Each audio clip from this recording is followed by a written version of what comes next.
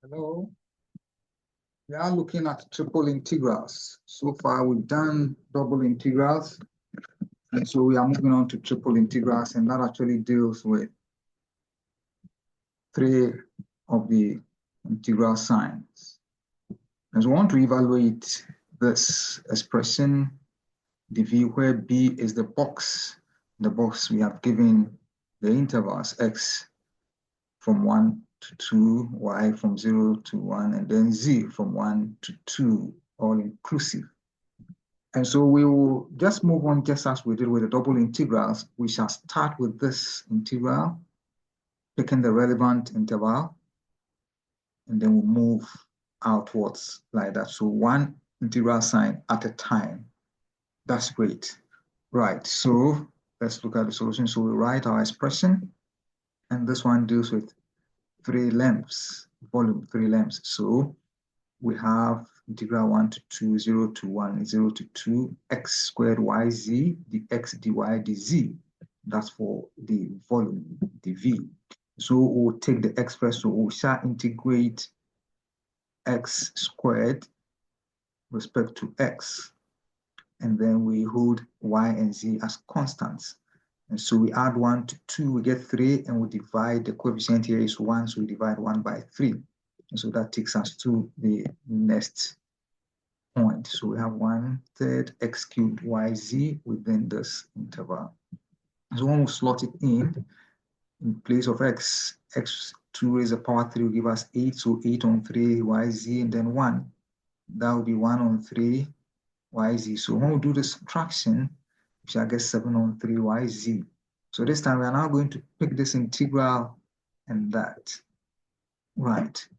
Then we can also, because this is a constant, we'll take it out.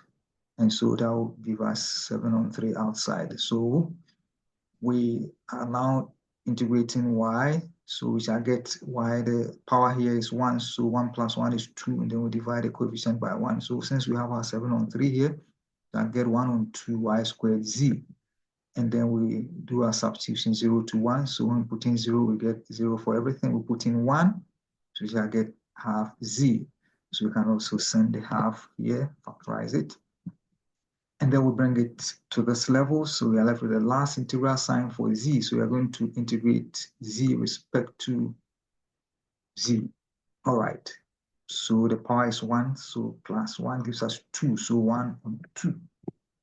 All right.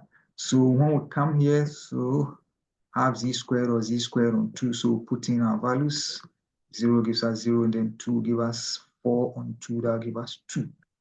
And so we shall multiply 6 on 7 by 2. And this 2 divided by 3. So we shall get 7 on 3. And so that does it for triple integrals. So let's look at a question again. This was a question that was posed. And we are using three integral signs for triple integrals. And we start from this using the relevant interval. We move on to this using the relevant interval. Move on to the last one using the relevant interval. Remember, we caption this as dx, dy, dz, bearing in mind that it's a box with these intervals given. And so we'll go through it, see how I did the explanation. We have this for x, this for y, and that for z. So we start from here, we bring a square bracket just for us to get a boundary so that it can work with us. So we did the integration with respect to x from here to that place. When we finish, we go to this point. And then we did the integration with respect to y. This time we put in our intervals. And from there, we moved on to z. Then put in our values. Finally, we got 7 on 3. Right, so let's look at the exercise here. So we evaluate questions 1 and 2. So look at them carefully. So we are evaluating. So we have dx, dy, dz. Remember, there's nothing here, so it's a constant. So we have 1. Over here, we have our expression here, dx, dy, dz. So we move accordingly. So you can try your hands on a lot of questions. Some of this exercises were taken from Calculus by Dale Verberg and Edwin G. Purcell. Edwin G. Purcell and Dale Verberg.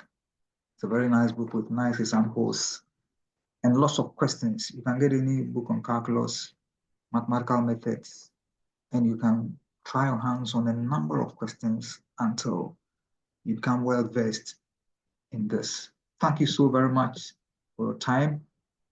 Thank you for joining. We shall meet again. Bye.